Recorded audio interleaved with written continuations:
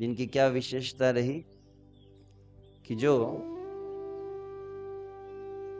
केवल स्वयं ही नहीं भगवान की पूजा की है, पूरे संसार को भगवान की इसमें लगाए हैं।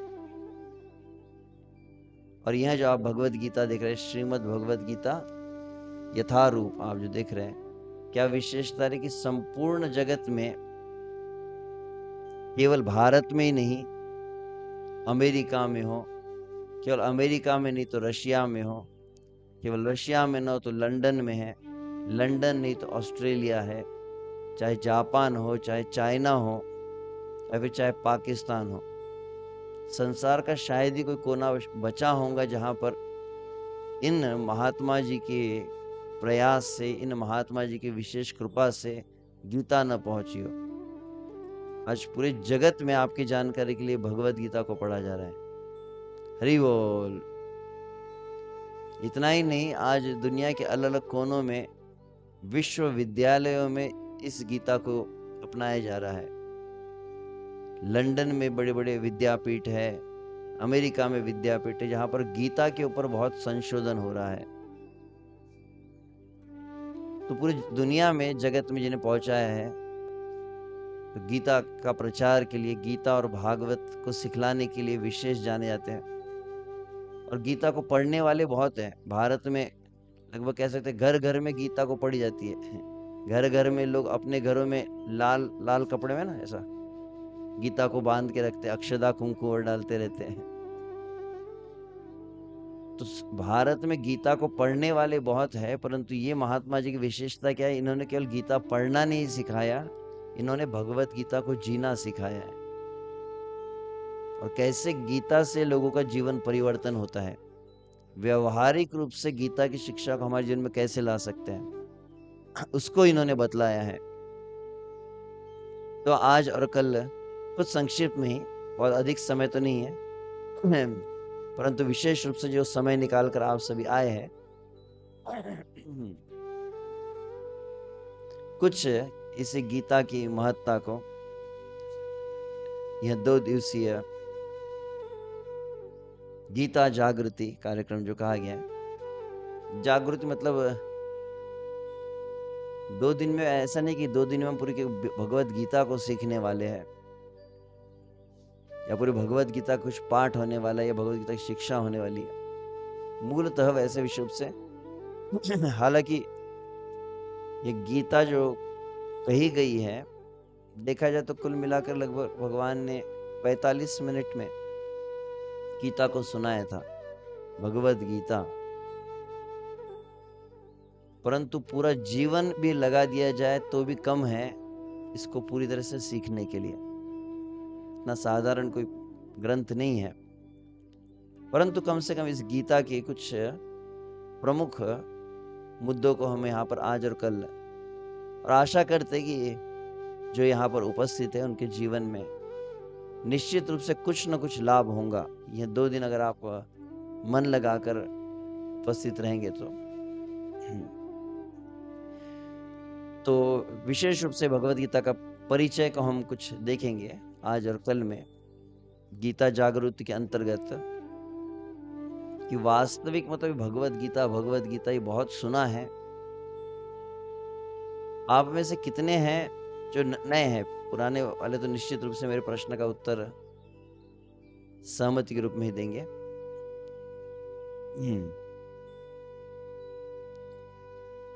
आप में से कितने हैं जिनके यहाँ पर भगवत गीता है? ऐसे लगभग सभी है, इसीलिए आए हैं। अच्छा, आप में से कितने हैं जिन्होंने संपूर्ण भगवत गीता को पढ़ा है? पढ़ा भी है?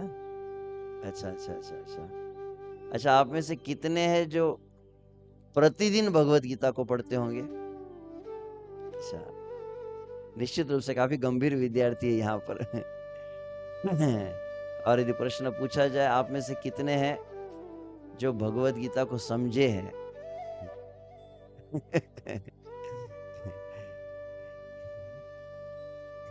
किसी ने कहा, ये स्वामी जी जो थे श्रील प्रभुपाद, उसके सामने कोई व्यक्ति आया, संस्कृत का बहुत बड़ा जानकार था। उन्होंने कहा कि स्वामी जी, मैं 50 मिनट में पूरी गीता को पढ़कर बता सकता हूँ। तो स्वामी जी ने कहा कि 50 मिनट में तुम गीता पढ़कर सुना सकते हो, 50 मिनट तुम गीता जी कर बता सकते हो क्या? गीता पढ़ना एक बात होती है और गीता समझना एक होता है कंठस्थ, और दूसरा होता है बसून इथे बसायचं, फिरू नका असं शांत बसून. श्श्श. लहान मुलांनी कृपया शांत राहावे. बहुतेक ज्यांचा वाढदिवस आहे ते पण आलेले आहेत त्यामुळेच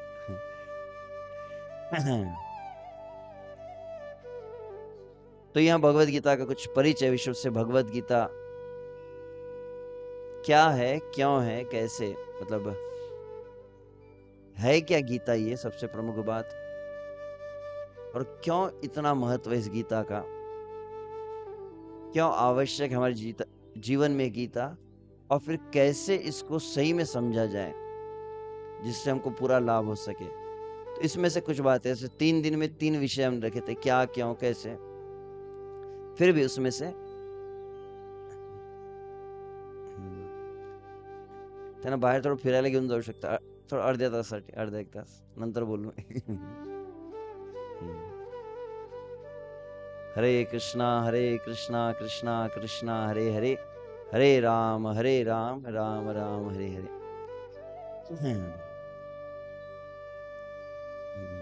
तो क्या है भगवत गीता पूछा जाए तो कौन बता सकता है? भगवत गीता मतलब किसने कही? हाँ, किससे कही, कहाँ पर कही? गणेश मंदिर, यवतमाल. तो भगवान श्री कृष्ण ने अर्जुन को कुरुक्षेत्र की युद्ध भूमि पर जो उपदेश दिया वह है भगवत गीता. तो सबसे पहले भगवत गीता क्या है, जो मैंने यहाँ पर कहा, तो विशेष यहाँ कुछ ग्रंथ है. लगभग 2 फरवरी है अभी, लगभग अभी सवा 1.5 महीने पहले दिसंबर माह में एकादशी एक आती है जिसका नाम था मोक्षदा एकादशी, और वो मोक्षदा एकादशी को गीता जयंती भी कहते हैं. संपूर्ण जगत में गीता जयंती के नाम से प्रसिद्ध है, और पूरी दुनिया में गीता जयंती मनाई जाती है, एक विशेष बात है. तो मोक्षदा एकादशी को गीता जयंती क्यों कहते हैं? क्योंकि वही दिन है जिस दिन भगवान श्री कृष्ण ने अर्जुन को गीता का उपदेश दिया था कुरुक्षेत्र में. वो विशेष दिन है जिस दिन ये गीता कही गई है. परंतु फिर भी एक विशेष बात है कि गीता जयंती, जयंती शब्द समझ में आता है ना? जयंती मतलब क्या? जन्म दिवस कहेंगे. जैसे गांधी जयंती सुना है, गांधी जयंती, अंबेडकर जयंती, महावीर जयंती, हनुमान जयंती आती है. तो जयंती मतलब जन्म दिवस. जयंती मतलब जैसे मैंने कहा गांधी जयंती मतलब क्या हुआ? महात्मा गांधी का जन्म दिवस. अंबेडकर जयंती कहा तो अंबेडकर जी का. हनुमान जयंती मतलब हनुमान जी का जन्म दिवस. हम इतने बच्चे क्या प्रभु जी, आप हम बच्चे की तरह हमको समझा रहे हैं परंतु बहुत गहरी बात यहाँ से पता चलती है. तो मैंने कहा कि अंबेडकर जयंती, हनुमान जयंती, गांधी जयंती जब कहा, इसका अर्थ क्या हुआ? जयंती मतलब जन्म दिवस. किसका? किसी व्यक्ति का जन्म दिवस होता है तो उसको कहा जाता है जयंती. अब आपसे प्रश्न है, इस संसार में कभी किसी निर्जीव वस्तु की जयंती मनाई जाती क्या? मोबाइल जयंती कभी आपने सुना है? टेलीविजन जयंती या कंप्यूटर जयंती, कभी किसी निर्जीव वस्तु की जयंती मनाई जाती क्या? अच्छा, निर्जीव वस्तु की नहीं. अच्छा, किसी पुस्तक की जयंती कभी होती है क्या? गणित जयंती है, भूगोल जयंती, हिस्ट्री जयंती या फिर दैनिक भास्कर जयंती. कभी किसी किताब की जयंती मनाई नहीं जाती. कभी किसी निर्जीव वस्तु की जयंती होती ही नहीं है. कोई निर्जीव वस्तु है, कोई पुस्तक है, कोई किताब है, माइक की जयंती होती है कभी, या स्पीकर की जयंती होती है. वस्तुओं की जयंती नहीं मनाई जाती. तो पहली बात मैंने जो कही गांधी जयंती, आंबेडकर, तो जयंती है शब्द व्यक्ति के लिए संबोधित होता है। और दूसरी बात मैंने कही कि कभी वस्तु, निर्जीव वस्तु की जयंती मनाई जाती, परंतु कितना अद्भुत आश्चर्य है, संपूर्ण जगत में दिसंबर माह में जब मोक्षदा एकादशी आती, लोग बोलते गीता जयंती। इससे आपको क्या समझ में आया अभी मैंने जो बात की उससे? किसी पुस्तक की कभी जयंती मनाई नहीं जाती, और विचित्र बात है पूरी दुनिया जो गीता जयंती मनाती है, क्यों? इससे क्या समझ में आया? हाँ कुछ लोग समझ गए, तो हमारे जो जानकार भक्त थे उन्होंने पहले ही कह दिया जिनको उत्तर पता था, प्रश्न उत्तर, तो उन्होंने पहले ही जवाब दे दिया कि गीता जयंती जो मैं कह रहा हूँ, ये एक शब्द में अपने आप में पूरा बहुत बड़ा बोध छुपा हुआ है। कौन सा? भगवत गीता जयंती पूरी जगत जो मना रहे, इसका अर्थ यह हुआ कि भगवत गीता कोई निर्जीव वस्तु नहीं है, भगवत गीता कोई पुस्तक नहीं है, भगवत गीता कोई ग्रंथ नहीं है। भगवत गीता साक्षात स्वयं भगवान श्री कृष्ण ही है। श्री कृष्ण भगवान की तेने वाङ्मय मूर्ति प्रत्यक्षा वर्तते हरि, श्रवणात् सेवनात् पाठात् दर्शनात् पाप विनाशिनी। स्पष्ट से वाङ्मय मूर्ति कहा है। वाङ्मय मतलब वाणी, शब्दमय। भगवान का शब्द अवतार जो है, साक्षात भगवान श्री कृष्ण ही प्रकट हुए हैं इस गीता के रूप में। तो जिस घर में केवल भगवत गीता को रख दिया जाए, जहां पर भगवत यत्र गीता प्रवर्तते गोपाल कृष्ण बाल पार्षदो सह जायते कहा गया। पुराण में, महात्म्य में कहा गया, जहां पर केवल एक वस्तु कार्य किया जाए। क्या कार्य? आप अपने घर में भगवत गीता रख देते हैं, तो जहां पर भगवत गीता को स्थापित किया जाता है, भगवत गीता को प्रतिष्ठित कर दिया जाता है, जिस घर में, अपने पूजा घर में, देव घर में, जहां भी आप अपने मंदिर में वेदी पर भगवत गीता को अवस्थित कर देते, कहते साक्षात भगवान उस घर में विराजमान हो जाते। हरि बोल। और केवल भगवान विराजमान नहीं होते, वहां पर कहा कि भगवान के साथ में जितने बड़े बड़े भगवान के महान भक्त हुए, प्रहलाद है, ध्रुव है, नारद है, सुखदेव है, सबके सब उस घर में रहते जहां पर गीता को रखा जाता है। वराह पुराण गीता महात्म्य कहता है, जहां पर केवल भगवत गीता को रखा जाए और घर में जितने लोग हैं, वो एक नियम बना ले कि सब प्रतिदिन गीता को पढ़ेंगे। समझे नहीं समझे कुछ नहीं, पाठ करना, केवल गीता का पाठ यदि कहीं पर किया जाए प्रतिदिन, घर के सभी सदस्य गीता का पाठ करें, तो परिणाम क्या है? बोले केवल गीता का पाठ जिस घर में होता है, इस ब्रह्मांड के जितने तीर्थ है, सब तीर्थ वहीं पर आकर वास करते हैं। हरि बोल। कितनी बड़ी महत्व है। सब तीर्थ मतलब कितने सारे तीर्थ हो जाते हैं। 4 धाम हो गए, तो रामेश्वर है, तो जगन्नाथपुरी है, तो द्वारका है, तो फिर पंढरपुर है, तो फिर पुष्कर है, तो फिर अवंती है, उज्जैन है, त्रिवेणी है, हरिद्वार है, ऋषिकेश है, बद्रीनाथ है, गंगोत्री है, मथुरा है। कितने तीर्थ है? आपकी जानकारी के लिए, पूरे ब्रह्मांड में लगभग 66 अरब तीर्थ है। कितने? 66 अरब। और केवल किसी के घर में ये एक नियम बना दिया जाए कि प्रतिदिन, और कुछ करे ना करे, प्रतिदिन जितने घर में लोग हैं सब मिलकर गीता को पढ़ेंगे, बोले उस घर में 66 अरब तीर्थ एक साथ वास करने लगते हैं। इतना पवित्र तीर्थमय वो घर बन जाता है। तद्गृहम तीर्थम भवती, वहां पर कहा गया, वो घर ही साक्षात तीर्थ बन जाता है। कोई जाता है ना कुंभ मेला में, जाते त्रिवेणी में, नासिक जाते, कोई हरिद्वार जाते, कुंभ में गया, और वहां पर त्रिवेणी में डुबकी लगाते, किस लिए? पाप को धोने के लिए। कहा जिस घर में सब लोग और गीता को केवल पढ़ने लगे, तो कहते उस घर के अंदर अगर आपने कदम रख दिया, तो जितने पाप गंगा में जाके नहीं धुलते, उस घर में केवल कदम रखने से धुल जाते हैं। हरि बोल। श्रीमद् भगवद गीता की। और सबसे विशेष महत्व क्या है गीता का? तो वहां पर स्वयं शंकराचार्य इस बात को कहे, गीता सुगीता कर्तव्या किम मन्यै शास्त्र विस्तरै या स्वयं पद्मनाभस्य मुख पद्मात् विनिसृता। जहां पर शंकराचार्य इस बात को है कि गीता सुगीता कर्तव्य, देखो गीता को केवल पढ़ लेता है, गीता का पाठ कर लेता है, किम अन्य, इस संसार में एक किताब अगर किसी ने पढ़ ली तो दुनिया में और कोई किताब पढ़ने की आवश्यकता नहीं है। इतनी बड़ी महत्ता है गीता की। क्यों? गीता पढ़े तो और कोई शास्त्र को पढ़ने की जरूरत नहीं। क्यों? बाकी सब पुराण जितने वेद है सब एक तरफ और गीता एक तरफ रखा गया है। बाकी जितने ग्रंथ है, जितने पुराने वेद होंगे, उपनिषद होंगे, सब भगवान के बारे में बताए गए, सब भगवान ने दिए होंगे। परंतु गीता की विशेषता क्या? स्वयं पद्मनाभस्य मुख पद्मात् विनिसृता। बाकी सब ग्रंथ भगवान के बारे में बताए गए हैं, भगवान ने दिए हैं, परंतु गीता एक में ऐसा ग्रंथ जो डायरेक्ट भगवान के मुख से प्रकट हुआ है।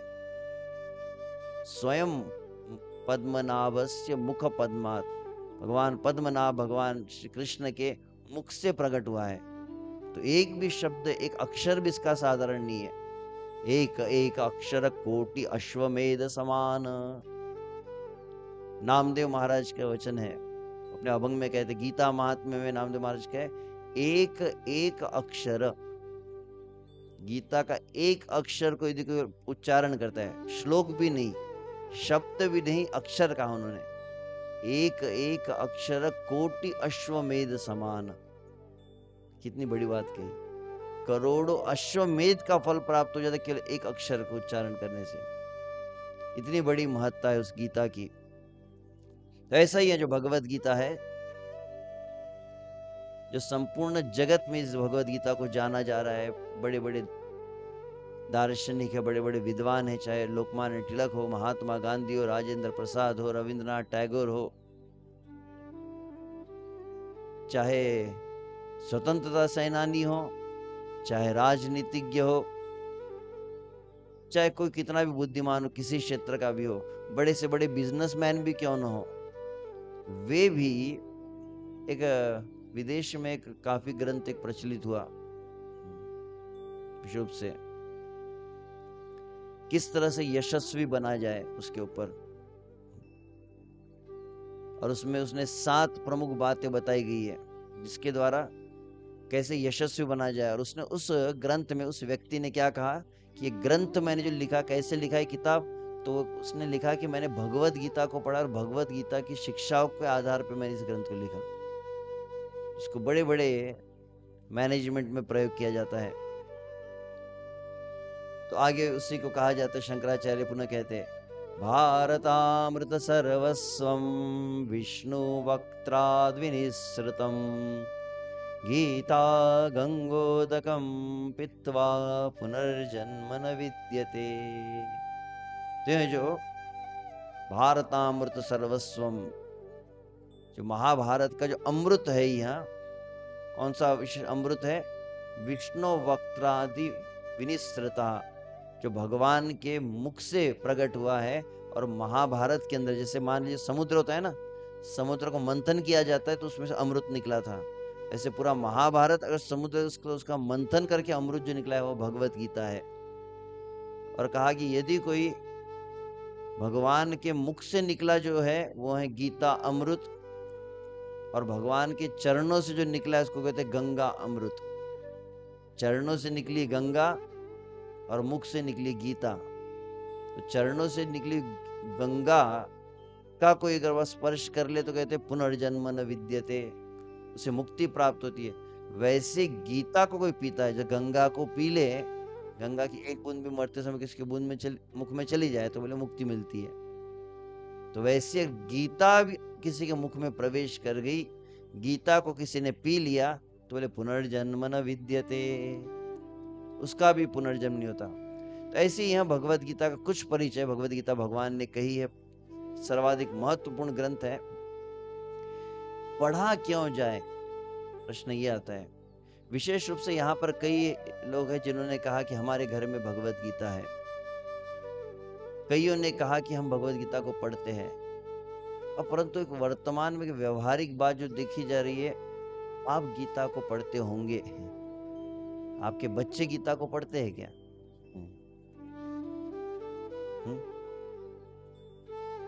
तो आने वाली जो पीढ़ी है, क्रमशः धीरे धीरे जो देखा जा रहा है कि अलग विचारधारा हो रहे, बदल रहे लोग, तो सबसे पहली बात है, हमको पढ़ना जितना आवश्यक है वो आवश्यक है कि उस प्रकार के संस्कार भी घर में बनाए जाए। तो अगर घर में, अगर आपके, मान लीजिए आप लोग गीता पढ़ते हैं, आप में सभी ने पढ़ी गीता, अब मेरा ही प्रश्न आपसे है ऐसा मानकर चले जैसे आपके घर में आपके कोई बच्चे हो, आपके कोई मित्र जन हो जो गीता के बारे में कुछ जानते नहीं है, वो आपसे प्रश्न पूछते हैं कि भगवत गीता को क्यों पढ़ना चाहिए, तो कौन उत्तर देगा? क्यों पढ़े हम भगवत गीता को? क्या जरूरत है?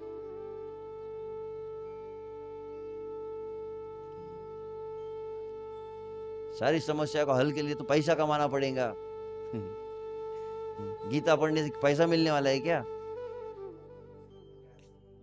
ज्ञान मिलेगा, ज्ञान को चाटेंगे क्या? ज्ञान क्या क्या करेंगे? पैसा तो जरूरी है, पापी पेट का सवाल है। ठीक है, धन्यवाद धन्यवाद। मैं केवल थोड़ा परीक्षा ले रहा हूँ। बहुत अच्छा उन्होंने प्रयास किया। और कोई कुछ कह सकता है क्यों पढ़ा जाए? एक उन्होंने कहा कि समस्या का हल है, और क्योंकि हमारे लिए बहुत बड़ा प्रश्न है, आज आने वाली पीढ़ी के सामने वो प्रश्न उठाए। आज के बच्चे ऐसे नहीं है, पहले था कि सीधा माता पिता बोलते थे, जब छोटे बच्चे थे, माता पिता चलो मंदिर जाओ, घंटी बजाओ, तो घंटी बजाते थे, माथा टेको। आजकल के क्या बोले, आजकल के बच्चे देखते OMG, फिर क्या देखते बोले PK। पता है आपको? नहीं बताऊंगा, शायद देखा है आपने? नहीं देखा है। मैं किसी जगह पे अकोला में गीता का प्रवचन दे रहा था, एक बूढ़ा सा व्यक्ति आया, वयोवृद्ध व्यक्ति आया, बोले महाराज जी बहुत अच्छी बात बताई, मेरा बच्चा, बोले मेरा पोता था, मेरा पोता मेरे साथ मंदिर में आता था, नारियल फोड़ता था, घंटी बजाता था, भगवान के सामने डोकर टेकवायचा, भगवान के सामने माथा टेकता था।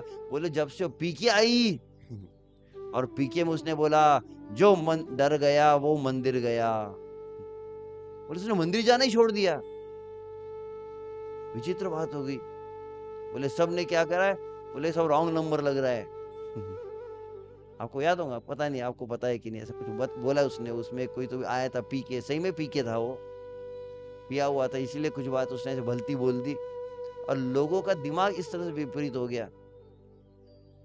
तो इसीलिए अभी बहुत अधिक महत्व है कि अच्छी तरह समझा जाए क्यों आवश्यक है। तो गीता के प्रारंभ से ही हम देख सकते, गीता की शुरुआत से ही कैसे गीता बहुत महत्वपूर्ण है। जितना आवश्यक है जीवन में श्वास लेना, जितना आवश्यक है आपको अन्न लेना, जितना आवश्यक है आपको जल पीना, आपको जीवन धारण करने के लिए कुछ मूलभूत आवश्यकताएं जितनी जरूरी है, उतना जरूरी मनुष्य के लिए गीता को समझना है। हालांकि हम कहते हैं कि हम गर्व से कहो हम हिंदू है, और कुछ लोग मान्यता है कि हिंदुओं का सबसे महत्वपूर्ण ग्रंथ है गीता, उस दृष्टि से देखे जाए तो भी चलता है, परंतु वास्तविक देखा जाए भगवत गीता कोई केवल हिंदू का ग्रंथ नहीं है। भगवत गीता वैश्विक ग्रंथ कहा जाता है, संपूर्ण संसार के समस्त मनुष्यों के लिए गीता है, ये किसी एक के लिए नहीं है। संपूर्ण ज्ञान का जो सार दिया गया उसमें, तो उसी गीता की शुरुआत में आप देखते हैं, पहचानते इसको? कौन है ये? गीता की महाभारत का दृश्य है, और कौन बैठा है? अंधा एक व्यक्ति बैठा हुआ है, धृतराष्ट्र, और वहां पे सामने बैठा है संजय, और इन्होंने आंखों देखा हाल, जिसको है ना सीधा प्रसारण, लाइव टेलीकास्ट कहा जाता है, जो एकदम देख रहा था, लाइव प्रोग्राम चल रहा था और उसको रिले किया गया। जैसे कमेंट्री चलती है ना, पहले के जमाने में हम जब दूरदर्शन देखते थे, हमारा जमाना था, उस समय क्या होता था, वो कमेंट्री चलती क्रिकेट की, तो वैसी कमेंट्री दी है जिसने। तो दुनिया का पहला कमेंट्रेटर कौन हुआ? बोले संजय। तो पहले कमेंटेटर को प्रश्न पूछा गया, धृतराष्ट्र ने पूछा है, धृतराष्ट्र उवाच धर्मक्षेत्रे कुरुक्षेत्रे समवेतायुयुत्सव मामका पांडवाश्चैव किम अकुर्वत संजय। बहुत विशेष बात है, भगवत गीता भगवान श्री कृष्ण का ज्ञान दिया हुआ है, इतना पवित्र ग्रंथ है, सब ज्ञान का सार दिया है ऐसा कहा जाता है। परंतु इतना पवित्र ग्रंथ जो है, इतना महान ग्रंथ है, इसकी शुरुआत सबसे पहले कौन से शब्दों से हुई? बोले धृतराष्ट्र उवाच। कोई अच्छा नाम है क्या? आप में से कितने लोग अपने घर में कोई बच्चा जन्म लेंगे तो उसका नाम धृतराष्ट्र रखेंगे? रखते क्या धृतराष्ट्र? हमने अपने बेटे का नाम धृतराष्ट्र रखा है। आप में से कितने लोग पसंद करेंगे अपने बेटे का नाम रखो दुर्योधन? किसी घर में है क्या रावण? रावण जोशी कि रावण शर्मा,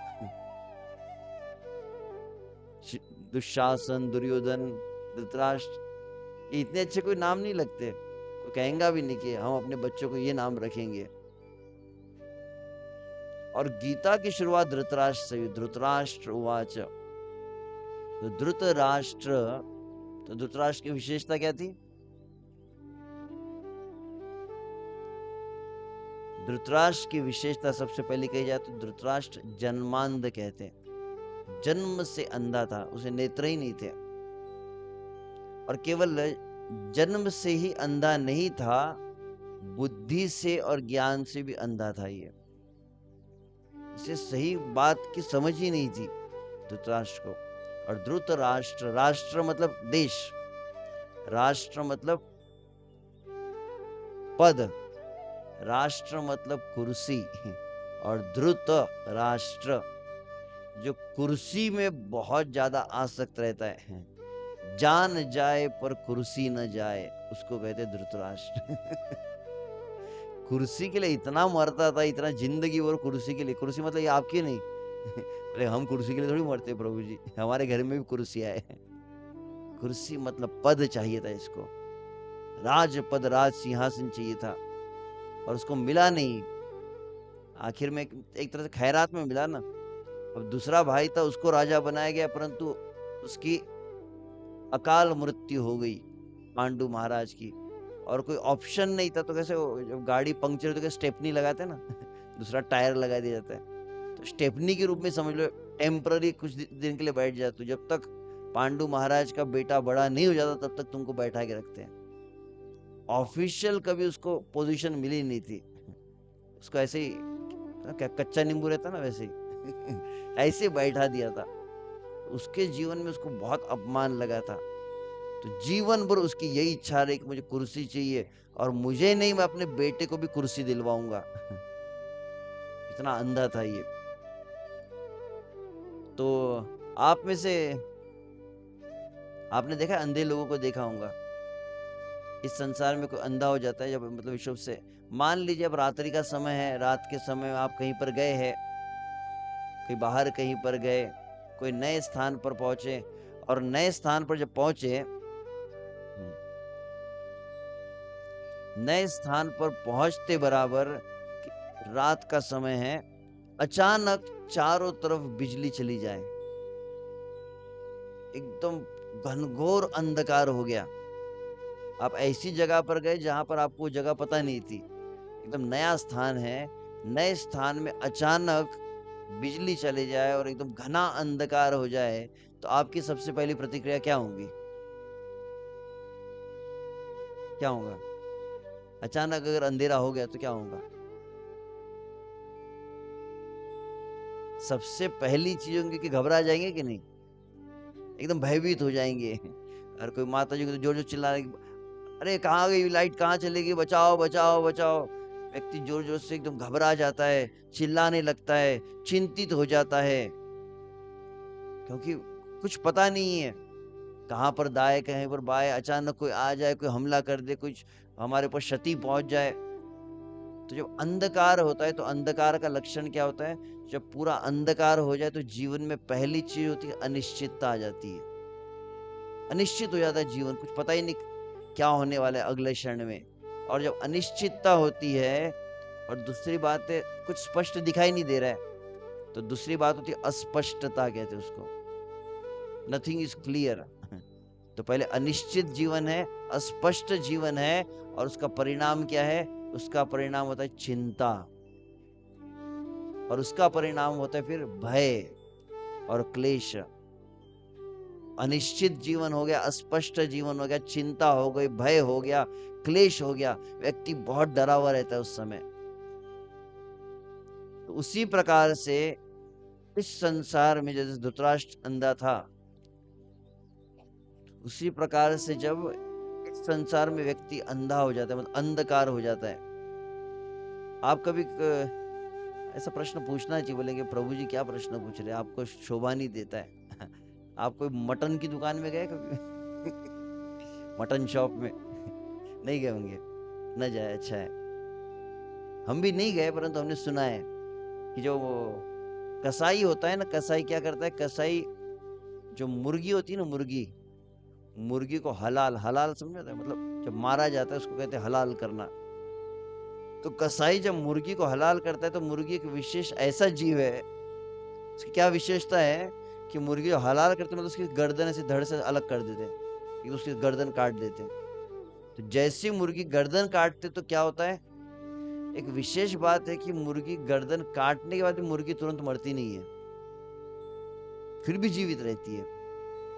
और जो कसाई होता है, कसाई ने पकड़ के रखा है और उसकी मुर्गी के जैसे गर्दन काट दी, तो एकदम मुर्गी हाथ से ऐसे छूट जाती है, और जोर जोर से उछलने लगती है, छटपटाने लगती है और भागने लगती है। और मुर्गी भाग रही है, परंतु सिर तो है ही नहीं ना। कल्पना करो किसी का गर्दन काट दी जाए तो बोले भागो, कहाँ भागेंगे वो? तो इधर उधर भागने लगती है, दीवार से टकरा के फिर नीचे गिरती है, फिर उछलती है, फिर गिरती है। कुछ समय तक उसके प्राण रहते, फिर अंततः मर जाती हो। परंतु वो जो अवस्था है जब सर ही नहीं बचा, व्यक्ति भाग रहा है, तो क्या परिणाम होगा? गड्ढे में गिरेगा, दुर्घटना हो सकती है। तो मैंने दो बात बताई, एक तो अंधकार में जीवन जब रहता है, परिणाम क्या होता है? अनिश्चितता, भय, चिंता, क्लेश हो जाता है।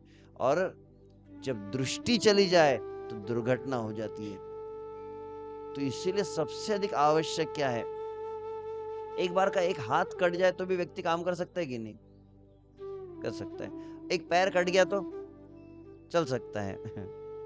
आजकल तो एक किडनी से भी काम चल जाता है। परंतु सबसे अधिक कठिनाई कब होती है? बोले जब आंख न हो। बाकी सब अगर स्पेयर पार्ट जितने गाड़ी के पुर्जे हैं हमारे शरीर के, उसमें थोड़ा कुछ कमी हो तो भी शरीर चलता है। परंतु बहुत महत्वपूर्ण एक अंग कौन सा है? बोले दृष्टि है। अगर दृष्टि न हो तो बोले व्यक्ति बहुत कठिनाई होती है। अंत जो अंधा बन जाए उनके लिए अब कोई उपाय है नहीं, परंतु वो मतलब दूसरों पे आश्रित हो जाता है, दूसरों पे निर्भर हो जाता है। हर चीज के लिए उसे किसी किसी मदद लेनी पड़ती है, सहायता लेनी पड़ती है। तो वैसे धृतराष्ट्र का नाम सबसे पहले गीता में क्यों लिया गया? क्योंकि ये बतलाने के लिए कि भगवत गीता का महत्व क्या है। तो धृतराष्ट्र ने सबसे पहला शब्द क्या कहा? धर्म क्षेत्रे कुरुक्षेत्रे। तो गीता का सबसे पहला शब्द जो धृतराष्ट्र के मुख से निकला है कौन सा है? बोले धर्म क्षेत्रे, कहा ना। अब बहुत विशेष बात है, गीता के सबसे पहला वचन धृतराष्ट्र ने कहा, गीता का सबसे अंतिम वचन किसने कहा? किसको पता है? हाँ, संजय ने कहा। क्या कहा संजय ने? किसी को पता है? यत्र योगेश्वर कृष्ण यत्र पार्थो धनुर्धर तत्र श्री विजया भूति ध्रुवा नीति मतिर्मम। आखिरी शब्द कौन सा हुआ? बोले नीति मतिर्मम। अंतिम शब्द मम, पहला शब्द धर्म। दोनों शब्दों को जोड़ दो तो धर्म मम, उल्टा कर दो मम धर्म। तो गीता मतलब क्या है? बोले मम धर्म, मतलब मेरा कर्तव्य। ये है भगवत गीता। दो शब्द में पूरा गीता समझनी हो तो क्या है भगवत गीता? तो पहली शब्द और आखिरी शब्द को जोड़ दो, उसके बीच में का ये दो शब्दों को जोड़ के उसका सार दिया गया है। क्या हमें करना है, यह बतलाने वाला। तो विषुव से ये धृतराष्ट्र के जीवन का जब हम देखते कि अंधा था, तो धृतराष्ट्र किस का प्रतीक है, तो विषुव से अंधकार में। तो अंधकार में मतलब कौन सा, तो विशेष कौन सा अंधकार है, ज्ञान का अंधकार। बचपन में हमको एक प्रार्थना वगैरह सिखाते थे स्कूल में, पता नहीं आजकल के स्कूल में तो अंग्रेजी प्रार्थनाएं चलती है। हम बचपन में बोलते थे, तमसो माँ ज्योतिर्गमय मृत्योर्मा अमृतम गमय। सुना ये? क्या पहला शब्द क्या सीखते थे, बोले तमसो माँ, मतलब क्या हुआ, कौन बता सकता है? अंधकार में मत रहो, ज्योतिर्गमय, प्रकाश में रहो, प्रकाश में जाओ, अंधकार में मत रहो। सबसे पहली शिक्षा ही दी जाती थी। तो अंधकार मतलब क्या, वास्तविक प्रकाश मतलब क्या, तो ज्ञान का प्रकाश। तो ये ज्ञान विहीन जो समाज है, जो ज्ञान नहीं है लोगों को, यही सबसे बड़ा अंधकार है। तो कहेंगे कहां पर लोगों, तो आजकल आज आप देखेंगे क्या हो रहा है, बोले आजकल तो दुनिया कितनी प्रगति कर रही है, टेक्नोलॉजी देखो कितनी प्रगति हो रही है, लोग कितनी पढ़ाई लिखाई कर रहे हैं। अब अनपढ़ गवार कोई है क्या? तो सब पढ़े लिखे हैं ना, कोई इंजीनियर बन रहा है, कोई डॉक्टर बन रहा है, कोई साइंटिस्ट बन रहा है, तो कोई चांद पे जा रहा है, तो कोई मंगल पे जा रहा है। तो अब नई कोशिश चल रही है, हम सूरज के ऊपर भी जाएंगे। पढ़ाई तो बहुत अच्छी हो रही है, तो कर लो दुनिया मुट्ठी में, पहले बोलते थे, अब क्या बोलते हैं, everything is on your finger tips. अब मुट्ठी में नहीं, अब उंगलियों पे है। आप उंगली दबाते और सब काम हो जाता है। सिर्फ उंगली पे चलता है ना आजकल, आजकल उंगली चलने लगती है, सिर्फ ये 2 उंगली ज्यादा चलती है। एक छोटा सा खिलौना हर एक के हाथ में आ गया और उसी को देखते रहते दिन रात। तो कितनी प्रगति हुई है, ज्ञान जो है धीरे धीरे। तो पहला एक समय था, एक काल था, कैसा था, तो पहले ऐसी शिक्षा होती थी, वैदिक शिक्षा। गुरुकुल में जंगल में जाते थे, पेड़ के नीचे बैठे रहते थे, कहते कितने पिछड़े हुए लोग थे, और वो सब पढ़ते थे। और धीरे धीरे क्या हुआ, तो बोले प्रगति हो गई। अब अभी तो कोरोना आ गया, और कोरोना के बाद क्या हो गया, बोले कोरोना में डिजिटलाइजेशन हो गया स्कूलों में। अब स्कूलों में ब्लैक बोर्ड नहीं रहा है, कई स्कूलों में हमने देखा, हाल ही में सुना, हर एक स्कूल का अपना एक ऐप चलता है, पता है? है कि नहीं, है ना, बच्चों को पता है। और माँ बाप जितना नहीं जानते उससे तो बच्चे जानते हैं, अच्छी तरह से प्रयोग करना जानते हैं इस छोटे से खिलौने का। जैसे उस दिन मैं बीच में एक बार मुझे अवसर में मैं बता रहा था किसी को, मैं किसी के घर पर गया, मुझे आमंत्रण दिया गया, आइए महाराज जी थोड़ा अपने चरण लगाइए, थोड़ा हमारे घर को पवित्र होने दीजिए। तो मैं गया और पति पत्नी थे, पति पत्नी बैठा है, फिर मुझे भोजन वगैरह भी किया। फिर वो अपने बच्चे को लेके आए, छोटा बालक था, लगभग 11 महीने का ही था, मतलब चलना सीख रहा था, माँ का हाथ पकड़ के चल रहा था धीरे धीरे। तो जैसे ही मेरे पास आए तो बोला आओ, मैंने कहा हरे कृष्णा, ऐसा देख रहा था मुझे। तो महाराज लोगों को देख के पहले बच्चों को शौक लग जाता है, क्योंकि ऐसी हेयर स्टाइल कभी देखी नहीं उन्होंने। थोड़ा घबरा जाते हैं, बोले कल्चरल शॉक बोलते इसको। ये क्या है, बोले सर नाक के ऊपर क्या दिख रहा है इनके। एकदम एक्सप्रेस हाईवे की तरह कुछ दिखाई देता है, लंबी लकीर। पहले लोग घबरा जाते थे, आजकल उतने घबराते नहीं है। तो पहले हम देखे, लगभग 10 साल पहले अगर कोई हरे कृष्णा वाले से पंडित जी दिख गए तो बच्चों माँ माँ माँ माँ, माँ बोलती ट्रेन में वो प्रभु जी है। तो बच्चे घबरा के माँ के हाथ का खाने लग जाते थे। तो कभी कभी हरे कृष्णा वालों को डराने के लिए प्रयोग किया जाता था, आ जाएंगे प्रभु जी, नीचे आ जाएंगे। हम ट्रेन में ऊपर बैठते थे ना, वे माता जी अपने बच्चे बोलती, वो प्रभु जी नीचे उतर जाएंगे, खा चुपचाप। तो खाने लगता था। तो हम किसी घर पे गए, तो वो माता पिता के सामने बच्चा था, मैंने बोला हरे कृष्णा बोलता है, देख रहा था, बोल ही नहीं रहा था, बोला राधे राधे जय श्री कृष्णा, बोलता ही नहीं था कुछ। बोले वो बोलना सीख रहा है, मतलब कुछ बोलता है कि नहीं, बोले थोड़ा थोड़ा बोलता है, आई आई। मतलब बोल हरी बोल, बोल ही नहीं रहा था। फिर देखते रहा, अचानक पता नहीं इसको क्या मन में अचानक सनक छूटी, वो बोलने लगा उठू उठू उठू। तो मराठी में बोल रहा था, तो मुझे लगा कि तो मुझे लगा कि वो बच्चे को उठाने के लिए बोल रहे होंगे, मतलब मराठी में मतलब उठवा, उचलायचं असेल तो उठू उठू मतलब उचला। तो मैंने कहा कि उठाओ क्या? तो माँ बोली वो उठू बोल रहा है, तो मतलब उठू मतलब उठाओ, मैं बोल उठू मतलब यूट्यूब यूट्यूब। क्योंकि मेरे मेरे हाथ में मोबाइल था ऐसा। बोला, उसको मोबाइल दिख गया, वो माँ के पेट से निकला नहीं और यूट्यूब समझ में आ जाता है उसको। 11 महीने का। तो ऐसी विचित्र बात है। तो पहले क्या बोलते थे, पहले श्लोक बोलते थे, राग्रे वसते लक्ष्मी, कर मध्ये सरस्वती, कर मूले तु गोविंदम, प्रभाते कर दर्शनम।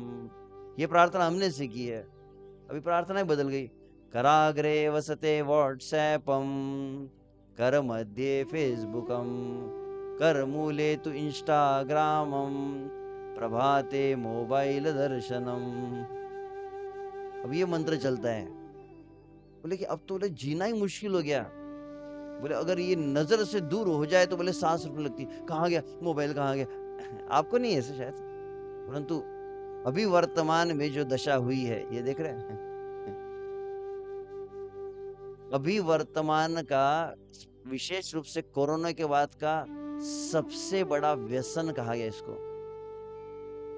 भारत में सबसे बड़ा एडिक्शन आ चुका है ये, बहुत ही भयानक एडिक्शन हुआ है लोगों को। परिवार कैसा है तो ऐसा परिवार रहता है, देखा आपने? कोई एक दूसरे का चेहरा ही देखने को तैयार नहीं है। घर में देखा आजकल, घर में आते और वो एक जन अपना ही देखते रहता है, दूसरा अपने देखते रहता है। पहले कम से कम टेलीविजन के सामने चारों एक साथ तो बैठते थे, अभी के कोने में बैठ जाते सब और अपना ही चलते रहता है हर एक का। कोई किसी को देख ही नहीं रहा है, कोई किसी से बात नहीं कर रहा है, और इसी में पूरा डूब रहे हैं। जैसे बच्चा डूबता जा रहा है। और इतना ही नहीं, धीरे धीरे बहुत भयानक रोग आदि आ रहे हैं। आए दिन समाचार आते हैं, कोई बालक क्या किया, बोले बहुत अधिक मोबाइल में क्या गेम चलते ना आजकल, गेम खेलने लगे, बहुत गेम खेलने लगे। सुना है नाम ऐसा कुछ? ये देखा है फोटो आपने कभी? आपने नहीं देखा होगा, बच्चों को बताऊंगा क्या कहते हैं इसको, पबजी। पुराना हो गया क्या?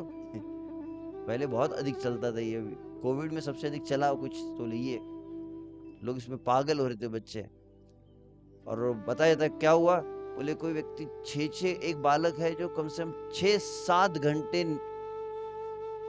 अखंडित कह सकते हैं हमारे भाषा में, नॉन स्टॉप वो मोबाइल खेलते रहा। और अंततः क्या हुआ, 7 घंटे बाद उसे अटैक आ गया। वास्तविक घटना हुई है।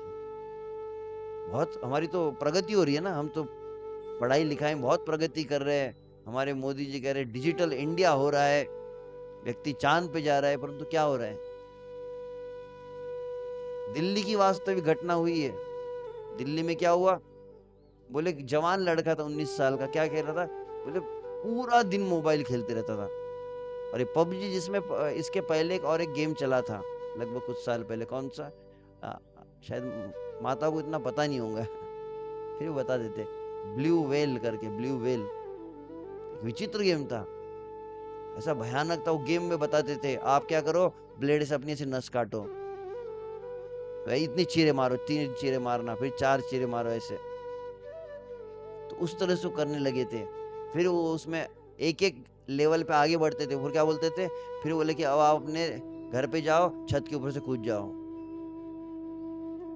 सही में इस तरह का करने लगे, मतलब वो एक तरह से सम्मोहन शक्ति होती है ना, तो गेम बाल बच्चों को नियंत्रित करने लगे। ऐसी भयंकर जो दशा हुई। तो वहां पर बतलाया कि दिल्ली में क्या हुआ, तो बोले दिल्ली में एक बालक बहुत ज्यादा खेलने लगा, तो अंततः माता पिता क्रोध आ गया, माता पिता ने क्रोध में मोबाइल ही छीन लिया। और जैसे ही मोबाइल छीना तो क्या हुआ, बोले उस युवक ने अपने माता पिता के ऊपर चाकू से 33 घाव मार दिए। ये वास्तविक समाचार है, ये कोई कोई कोई कहानी नहीं बना रहा हूं मैं, असली समाचार है। और तो और कहीं और,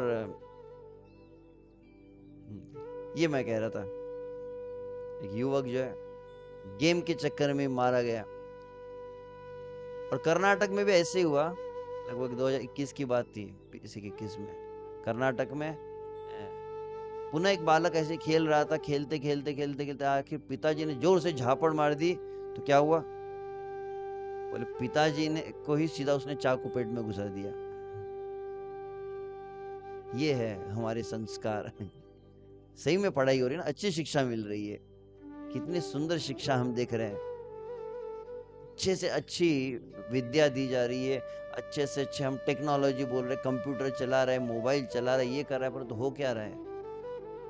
और धीरे धीरे आपकी जानकारी के लिए अब ये शब्द को यहाँ पर प्रयोग करना उचित भी नहीं लगता है। कैसी भयानक स्थिति हो रही है आज समाज की।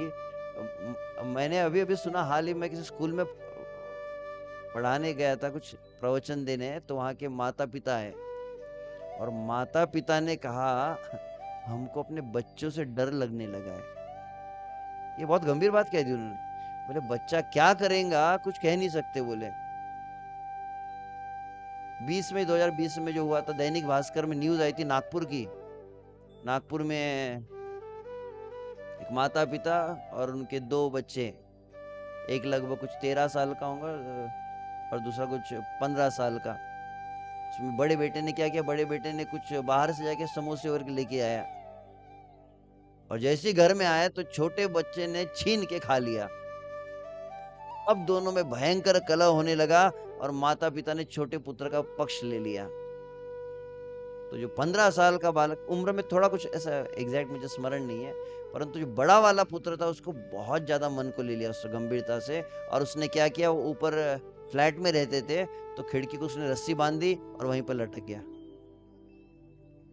एक समोसे के चक्कर में जीवन ही खत्म कर दिया। माता पिताओं में बहुत भय बन गया है कि बालक को क्या कहे। ज्यादा कहेंगे तो बोले घर छोड़ के चला जाता हूँ, कुछ कहेंगे तो बोले कूद जाऊंगा। आजकल के बच्चों में ये सुना मैंने, 11 साल के बच्चे को सुना, क्या कहता है माता पिता को, ज्यादा बोलोगे तो मैं कूद जाऊंगा। ये कहां से सीखा इसने, कौन सी पढ़ाई सिखाई है। तो क्रमशः देखा जाए समाज में आज जो शिक्षा मिल रही है उसके परिणाम जो है अत्यंत भयावह।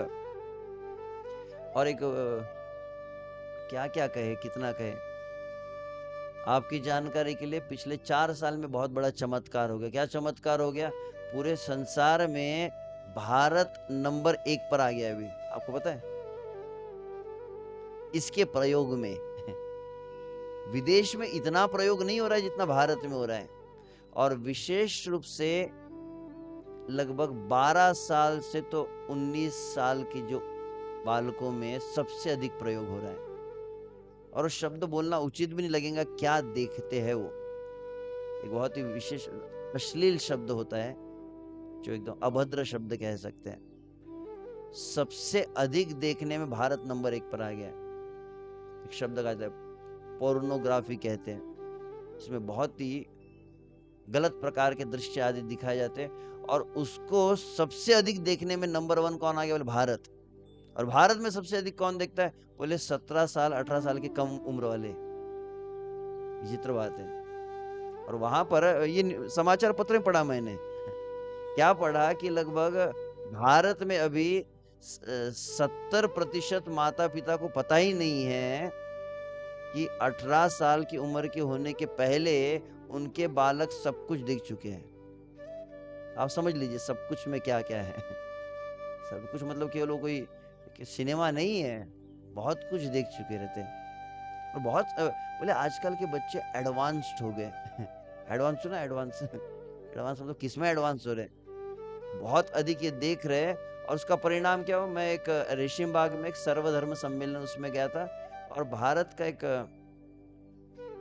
बहुत बड़ा प्रोफेसर है, उसका क्या नाम है, आनंद कुछ तो ऐसे काफी प्रसिद्ध है, वो आए हुए थे वहां पर और हम बैठे थे। तो उसने बोला कि कार्यक्रम, मैंने कहा कैसे आजकल आप वो बड़े विद्यार्थियों को पढ़ाते, IIT वगैरह की तैयारी करवाते विद्यार्थियों से। तो मैंने उनको पूछ लिया कि आप किस तरह से, बोले आजकल के बच्चों को पढ़ाना बोले अब तो बहुत कठिन हो गया है।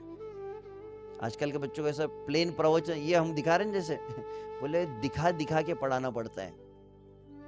क्यों, बोले अभी वर्तमान में जितने बच्चे हुए हैं, जितने विद्यार्थी आप देखेंगे उनमें एक बीमारी आई है, नई बीमारी, पता है कौन सी बीमारी है? तो उस बीमारी का नाम एक डॉक्टर ने बताया, साइकेट्रिस्ट ने, उस बीमारी का नाम है ADHD कहते हैं। ADHD सुना ये बीमारी? टीचर्स लोग तो पता होंगे, टीचर्स लोग यहाँ पर। ADHD मतलब AD मतलब अटेंशन डेफिसिट कहते हैं उसे, attention deficit hyper activity disorder बोलते हैं। बच्चे आजकल के, वो प्रोफेसर बोल रहा कि पहले एक जमाना था, बोले पीरियड कितने समय का होता, बोले 1 घंटे का पीरियड होता था। अभी बोले आधे घंटे में कि ज्यादा बैठ नहीं पाते बच्चे अभी, क्योंकि मन में बहुत ज्यादा चंचलता आ गई, हाइपर एक्टिविटी डिसऑर्डर बोलते हैं। और अटेंशन ही नहीं है, एकाग्रता, बोले एकाग्रता का नाम ही नहीं है। एकाग्रता किस चिड़िया का नाम है? एकाग्रता कुछ समझ भी नहीं आती उनको, स्थिर ही नहीं है। कैसा बहुशाखा ही अनंताश्च, भगवान गीता में कहते हो। मन और बुद्धि बहुत अस्थिर हो गई, और जीवन में छोटी छोटी चीजें हो जाती है, और इतना कमजोर हो गया है। क्या होता, बोले भारत पाकिस्तान की क्रिकेट मैच हुई, भारत हार गया, एक व्यक्ति जो है 5वें मंजिल से नीचे कूद गया। ये कोई बात हुई? अरे वो क्रिकेट खेल रहे हैं, वो हारने वाला भी पैसा कमाता है, हारने वालों को भी लाखों करोड़ों मिलते हैं, और तुम अपनी जान दे रहे हो। किसी विचित्र बात है।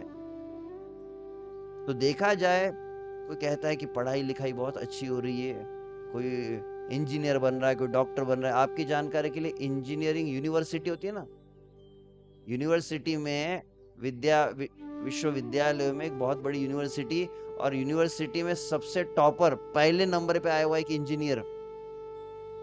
इंजीनियर जो पहले नंबर पे आया, उसका नाम क्या था? उसका नाम था लादेन। सुना एक नाम ये? सबसे होशियार विद्यार्थी कॉलेज का कौन था? बोले लादेन। क्या किया उसने? विद्या दी गई ना, पढ़ाई लिखाई तो हो रही है, तो गड़बड़ क्या हो रहा है? विद्या तो दी जा रही है, परंतु विद्या के साथ में विद्या का प्रयोग करने के लिए तो ज्ञान दिया जा रहा है। कोई गणित सिखाते हैं, तो कोई डॉक्टरी सिखा रहा है, कोई मेडिकल साइंस सिखा रहा है, ये पढ़ाई तो सब हो रही है, परंतु मूल शिक्षा अगर नहीं हुई तो वेद क्या कहता है कि 2 प्रकार की होती है। एक होती है केवल पैसे कमाने वाली पढ़ाई, और दूसरी है जो आंतरिक विकास करने वाली पढ़ाई है, जो चरित्र को बनाती है। और वो शिक्षा नहीं है, और केवल एक ही शिक्षा दे दी तो क्या होगा?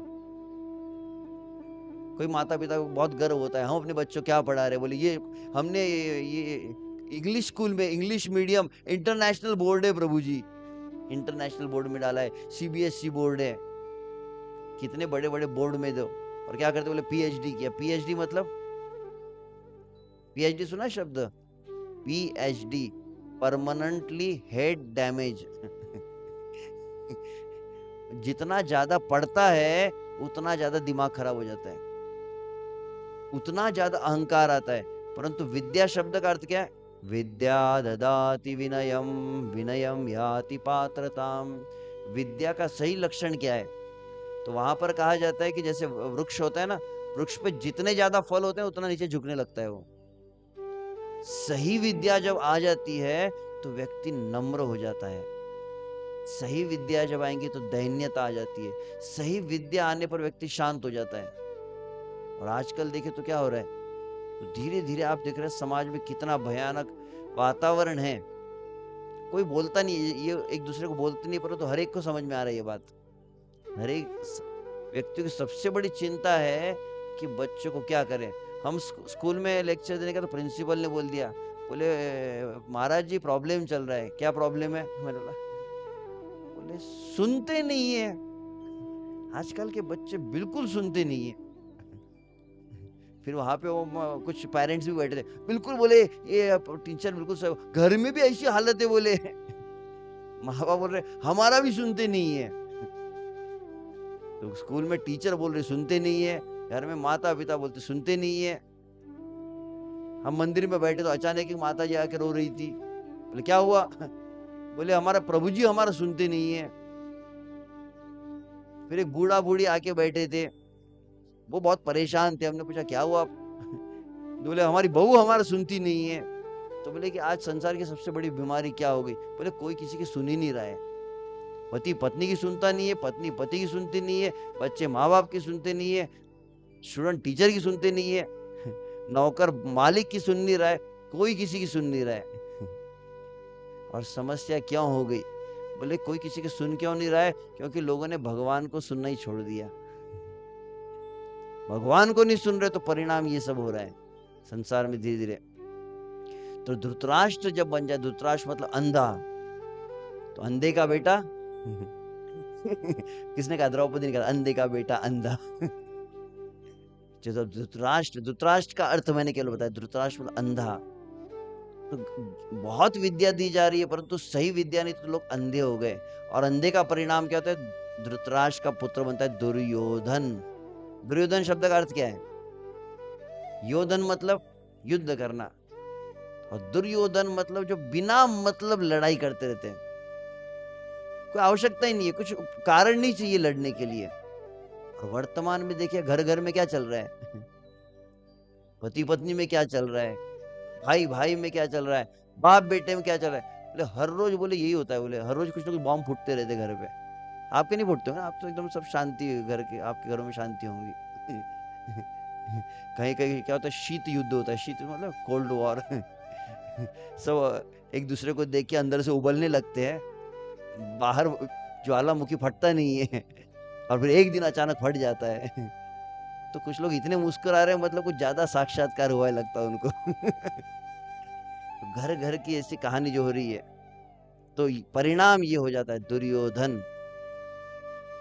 तो दुर्योधन मतलब ये है। समाज में क्या है? तो ले काम, स्वार्थी। दुर्योधन कैसा था? बहुत स्वार्थी था। क्या कहा पांडवों ने? भगवान श्री कृष्ण शांति दूंगे, अरे इनको, इनका जो शेयर है, इनका भाग है वो दे दो। बोले नहीं दूंगा। बोले कम से कम 5 गांव ही दे दो। बोले 5 गांव? बोल रहे सुई की नोक इतनी भूमि नहीं दूंगा, सब कुछ मेरे लिए चाहिए। तो आजकल लोग कैसे हो गए? सब अपना ही। अपना काम बनता, आगे का शब्द मैं नहीं कहूंगा। समझ गए? यहाँ पर बैठकर वो शब्द कहना अच्छा न लगे शायद। तो लोग इतने स्वार्थी हो गए, लोगों का बुरा हो, लोग दूसरों के सर पे अपना पैर रखो और खुद ऊपर चढ़ो। लोग गिरे पड़े मरे, हमको कुछ नहीं करना। इतना अधिक स्वार्थ बढ़ गया, फिर बहुत अधिक मतलबी हो गए। और फिर लोभ है, मद है, कलह है। आजकल के तो पहले कैसा था, आपने कम से कम हमने देखा है हमारे घर में। हम अपने नाना जी को देखे हैं, मामा को, मौसी को। तो आपकी जानकारी के लिए, हमारे घर में हमारे ननिहाल में मेरे माँ के ही लगभग 5 बहनें और 5 भाई। एक ही परिवार में 10 बच्चे थे। और हम जब छुट्टियों में जाते थे, ऐसा लगता था कि बहुत बड़ा मोहल्ला ही जमा हो गया है। सभी के मामा के, मौसी के, सब आ जाते थे एक साथ। और एक महीना अलग ही फेस्टिवल चलता था घरों में, ऐसा घर लगता था। और अभी कहे तो बोले कि कोई मौत में भी देखने नहीं आता है कोई किसी को। जीवन भर तो मिलना दूर की बात है, कोई किसी को देखता भी नहीं है। तो पहले आशीर्वाद देते, अष्टपुत्र सौभाग्यवती भव। अभी किसी माता जी को आशीर्वाद देंगे तो चप्पल लेके भागेंगे वो तो। हार्ड बच्चे। यहाँ तो एक संभलता नहीं है, बोले कहते हम दो। पहले बोलते थे हमारे दो, अभी क्या होता है हम दो हमारा। अभी धीरे धीरे ये शहरों में मेरे सामने एक नई नई शादी हुई लड़के लड़की आए, डॉक्टर थे, तो प्रणाम करने लगे। मैंने बोला क्या विचार है आगे का? आगे का विचार समझ गए कि आगे का क्या, फैमिली प्लानिंग। विचित्र बात है, पत्नी है, पढ़ी लिखी है, और वो क्या कही? बोले नहीं प्रभु जी, हम विचार नहीं कर रहे, झंझट है। बोले बस स्त्री के मुंह से निकल गया। कहते स्त्री के लिए सबसे बड़ा सुख जीवन क्या कौन सा है? बोले माँ बनना। माँ, जो माँ बनता है उसको पता है क्या सुख होता है माँ बनने का। और ऐसा भी बोल सकती है कोई स्त्री? तो बोले अभी जमाना बदल गया, अब ऐसा नहीं रहता। बोले हम दो हमारे दो, हम दो हमारा एक। अब क्या हुआ? बोले डिंक, डिंक फैमिली चलती है अभी। डिंक मतलब DINK, शब्द सुना है? DINK, double income no kids. मतलब आदमी भी कमाता है, औरत भी कमाएंगी, बच्चे नहीं चाहिए। बोले बच्चे मेरे ये कौन झमेला करेगा, बोले कौन पालता है। ऐसी विचित्र दशा हो गई। और अब तो और भी विचित्र हो गया, बोले दो में भी नहीं जमती। बोले शादी हुई तो बोले शादी के एक्सपायरी डेट क्या है, बोले 1 साल 2 साल में छुट्टी हो जाती है। बोले ती नहीं है। बोले आजकल एक विचित्र बात हो गई। आप पता है आपको डाइवर्स को क्या बोलते हैं? डाइवर्स सुना शब्द? डाइवर्स को क्या बोलते हैं हिंदी में? तलाक बोलते हैं। तलाक तो उर्दू शब्द हो गया, मराठीत काय म्हणतात? घटस्फोट. तुमचा झाला स्फोट. तुमच्या जीवनाचा तर घटस्फोट आहे, तलाक है. घटस्फोट मराठी शब्द झाला. छोड़. सोड चिट्ठी, हे पण मराठी. हिंदी शब्द क्या है? हिंदी शब्द डाइवर्स के लिए हिंदी शब्द, हाँ, आपको जान के अचरज होगा। वास्तविक हमारे संस्कृति में ये शब्द है ही नहीं। हमारी संस्कृति में कभी महात्मा गांधी के आप देखिए जीवन चरित्र कैसा है, तो महात्मा गांधी की पत्नी थी कस्तूरबा, कस्तूरबा गांधी, दोनों का विवाह हुआ, जीवन में साथ में रहे। महात्मा गांधी तो अहिंसा प्रिय, महात्मा गांधी अत्यंत शांत रहते थे, परंतु हर एक के घर में होता है तू मैं। एक बार ऐसा हुआ कि उन दोनों में भी हो गया। और महात्मा गांधी जी ने कस्तूरबा जी को कह दिया निकल जा घर से, तेरा मुंह ही नहीं देखना मुझे, निकल जा यहाँ से। और सीधा घर के बाहर निकाल दिया, दरवाजा बंद कर दिया, अपना चरखा लेके बैठ गए, चला रहे चरखा, और रघुपति राघव राजा राम गा रहे। और रात्रि हो गई, फिर अंततः फिर सो गए। फिर प्रातः काल हुई, प्रातः काल सुबह उठे स्नान आदि करने के लिए, शौच आदि के लिए, उन्होंने दरवाजा खोला, और दरवाजा जैसे खोला तो क्या देखा, कस्तूरबा गांधी वही बैठी थी, गई नहीं। क्यों? बोले पहले संस्कृति, हमारी संस्कृति कैसी रही है, तो कहते कि डोली के साथ जाती है और अर्थी के साथ निकलती है। पुरुष और स्त्री कभी अलग होते हैं ऐसा सोचा भी नहीं जाता है। कम से हम तो अपने घरों में देखे हैं आज भी, पर हमारे माता पिता में देखेंगे तो हर रोज के बॉम्ब फूटते रहते हैं। या ऐसा है तो ऐसा है, दोनों में कहा तू मैं चलता है, परंतु रहेंगे साथ में। तुझं माझं जमत नहीं, तुझा ना करमत। छूटते नहीं है। और आजकल बोले कि लड़का भी कमाता है, लड़की भी कमाती है। लड़की बोले कि लड़का है बीटेक और लड़की एमटेक। फिर तो बोले कहाँ अभी वर्तमान बोले संबंध कैसे हो गए, बोले 0 टॉलरेंस लेवल, सहनशीलता बिल्कुल नहीं है। एक शब्द बोला है जा, तो अपना रास्ता देख, हम अपना रास्ता देखे, तो कलह बहुत बढ़ गया है, अशांति बढ़ गई है, प्रेम नहीं रहा। तो धीरे धीरे क्या हो रहा है, बोले पूरा संसार अभी दुर्योधन बन रहा है। योधन मतलब युद्ध, गदा हाथ में नहीं है, बस उतना ही दे रही है। बाकी सबके तो आंखों में देखो तो ऐसे लगता है अंगारे ही छूट रही है, एक दूसरे को जलाकर खाक कर देंगे ऐसा लगता है। तो ये हो क्यों रहा है, तो मूल कारण यही दिया गया है जो मैंने अभी बताया कि बाह्य विकास हो गया परंतु तो आंतरिक विकास नहीं हुआ। तो वह आंतरिक विकास के लिए जिस प्रकार से कोई भी वस्तु का आपको प्रयोग करना हो, तो वस्तु का ठीक तरह से उपयोगिता आपको पता होनी चाहिए, कैसे उसका उपयोग करते हैं। मान लीजिए नया मिक्सर कोई माता जी लेके आई, और कल्पना कीजिए कोई, अब यहाँ सब पढ़ी लिखे है, मान लीजिए कोई गांव से अगर माता जी आए, और गांव भी कैसा है जहाँ पे चक्की घूमती हो, आपने देखा है? पता नहीं, आपने शायद देखा भी ना, हमने देखा है अपने घरों में। एक जमाना था जब घर में हमने अपनी माँ को भी देखा है चक्की घुमाते हुए, और वो फूंकनी सिगड़ी होती है, चूल्हा होता था। अभी तो गैस का जमाना है, मिक्सर का टिंग बटन दबाओ के सब कुछ हो जाता है। तो वो जमाना था। तो मान लीजिए कोई अगर ऐसी माता महिला हो जो चक्की चलाने वाली, चूल्हा सिगड़ी वाली, वो अगर पहुंच गई कहाँ पे, शहर में, और नया नया मिक्सर देखा, तो मिक्सर चलाने लगी, तो क्या होगा, उसे पता ही नहीं है ना वस्तु का प्रयोग करना। तो बुद्धिमानी क्या है, तो बोले जब भी कोई मशीन होती है तो मशीन के साथ में किताब मिलती है, कौन सा उसका स्पेयर पार्ट कैसे जोड़ना है, कैसे चलाना है, वो बताते उसमें। तो उसको अगर प्रयोग करे, अच्छे से पढ़ ले, तो बोले वस्तु का ठीक तरह से आप प्रयोग कर सकते हैं। तो वैसे ही हमें भी इस संसार में सबसे कीमती एक मशीन हमने खरीदी है। कौन सा है? कंप्यूटर, टेलीविजन, होम थिएटर, बंगला, गाड़ी, सबसे महंगी कीमती वस्तु कौन सी है? तो बोले यह शरीर। ये शरीर को भी भगवान गीता में कहते हैं यंत्रारूढ़ानि मायया। तो इस मशीन को कैसा यूज करना है उसके लिए आवश्यक है। जिस तरह से हर एक मशीन के साथ में होता है माहिती पत्रक म्हणतात ना मराठी मध्ये, हिंदी में कहते हैं निर्देशिका, अंग्रेजी में कहते हैं मैनुअल। मोबाइल भी खरीदेंगे छोटा सा तो मोबाइल के साथ में किताब आती है, हर एक वस्तु के साथ में किताब मिलती है। प्रश्न है किताब कौन बनाता है? जिसने वस्तु बनाई वो किताब बनाता है ना।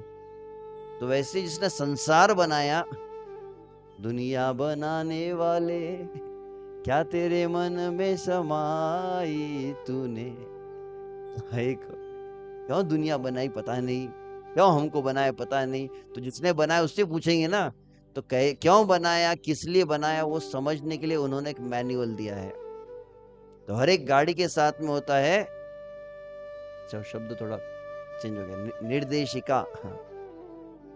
हर एक देश का होता है कानून। तो वैसे ही हमारे जीवन का कानून जो बताता है वह है ये वेद, वह है ये गीता। तो पहले ये गीता जागृति की क्या जरूरत है प्रभु जी? पहले एक जमाना था, घर घर में लोग गीता को पढ़ते थे, घर घर में माता पिता अपने बच्चों को गीता सिखाते थे। पूरी गीता, कल ही मैं प्रवचन दे रहा था कि पहले कैसा जमाना था। पहले के जमाने में लोग घर में संस्कृत बोलते थे। कल हम एक बहुत बड़ा तिथि मना रहे थे, जयदेव गोस्वामी एक बहुत बड़े संत हुए, उनका तिरुभाव दिवस था। तो वो बताया जाता है जयदेव गोस्वामी ने भगवान की एक ग्रंथ लिखा है जिसका नाम है गीत गोविंद। और आप ओडिशा जानते हैं, ओडिशा में एक स्थान है जगन्नाथपुरी, भगवान जगन्नाथ जी का बहुत विशेष स्थान है। और आज भी उनके सामने गीत गाए जाते, गीत गोविंद के। क्यों गाए जाते? बोले बहुत अच्छा लगता है भगवान को। तो वहां पे कहानी, रियल स्टोरी जो बताई जाती है, आज से कुछ 600-700 साल पहले क्या हुई। बोले छोटी सी बच्ची थी, छोटी बच्ची खेत में काम करती थी, और खेत में काम करते समय वो बैंगन के खेत में काम करते करते गीत गोविंद को गाती थी। और भगवान जगन्नाथ जी, श्री कृष्ण जो बैठे थे मंदिर में, उन्होंने जैसे ही सुना कि कोई गीत गोविंद गा रहा है, भगवान अपने आप को रोक नहीं पाए, मंदिर से बाहर निकल गए भगवान, असलियत में निकले, और सीधा उस बच्ची के पीछे पीछे दौड़ दौड़ के जाने लगे। तो बैंगन का खेत, और बैंगन खेत में कांटे भी होते हैं। तो भगवान जब उस खेत में दौड़ने लगे, उसके पीछे पीछे, वो आगे चल रहे, भगवान पीछे चल रहे, तो भगवान के कपड़े उस बैंगन के खेत में अटक गए, फट गए पूरे। और फिर वो गीत खत्म हुआ, भगवान दौड़ के अपने मंदिर में चले गए। तो बोले कि प्रभु जी क्या प्रूफ है? कोई कैमरा था कि शूटिंग किया किसी ने?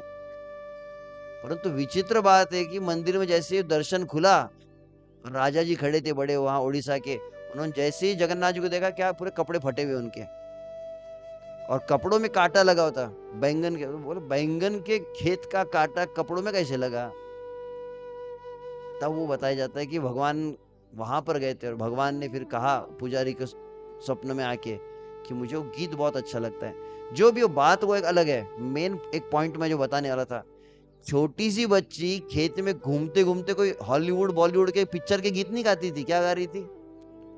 गीत गोविंद। आपकी जानकारी, गीत गोविंद पूरा संस्कृत में है, मराठी अभंग वगैरह नहीं है। पहले के बच्चे संस्कृत चलते चलते गाते थे, ये बात मैं बता रहा हूँ। पहले घर घर में गीता पढ़ते थे। पहले शाम को क्या होता था? पहले घर घर में मंदिर था, माता पिता का दिवाला होता था ना, शुभम करोति कल्याणम, हमको याद है गणपति स्तोत्र बोलते थे, राम रक्षा स्तोत्र हम बोलते थे, गीता के श्लोक पाठ करते थे। अभी क्या होता है? अभी शाम को जैसी ही होती है, बोले कार्टून नेटवर्क,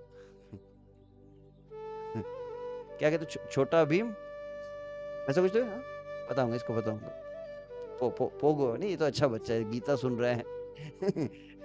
जो छोटा भीम देख रहा हूँ वो यहाँ थोड़ी पहुंचेगा। तो पहले लोग सब मिलके घर में किसके सामने आते थे? बोले भगवान के सामने बैठते थे, सब घर में गीता पढ़ाई जाती थी। अभी क्या हो गया?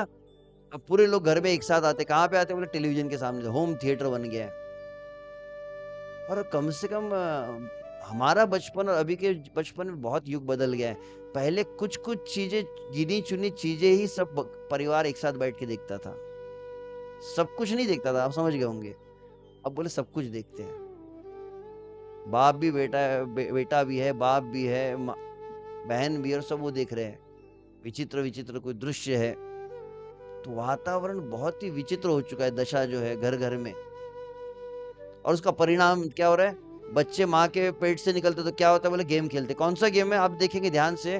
बच्चे फाइटर गेम ज्यादा खेलते हैं, और एक चोर पुलिस वाले। वो गाड़ी इसके पीछे दौड़ रहे, उसकी गाड़ी, उसको पीछा करो, उसको पकड़ो, उसको पकड़ो, इसको मारो, इसको काटो। और ये सीखने बचपन से ये जो ये गेम खेलता है वो क्या बनता है? बोले वो बनता है आतंकवादी। ऐसे बनते हैं ना, क्योंकि मारने की ही प्रवृत्ति बनी है, मार धाड़ यही सीखे। और आजकल सिखाते हो तो क्या है? एक नया पिक्चर भलता जा गया, क्या बोले, एनिमल। मतलब जो ज्यादा मारता है उसको हीरो बनाते हैं। पहले के हीरो एक सज्जन होते, एक जमाना था अमिताभ बच्चन किसी का पिक्चर देखे, पहले समाज का कल्याण करते थे, देश के हित में काम करता है, मेरे देश की धरती सोना उगले। और अब क्या आजकल के हीरो क्या करते? बोले बंदूक ले, ध ध ध ध ध ध ध, और बोले 100 लोगों को मार दिया, वो बन गया हीरो।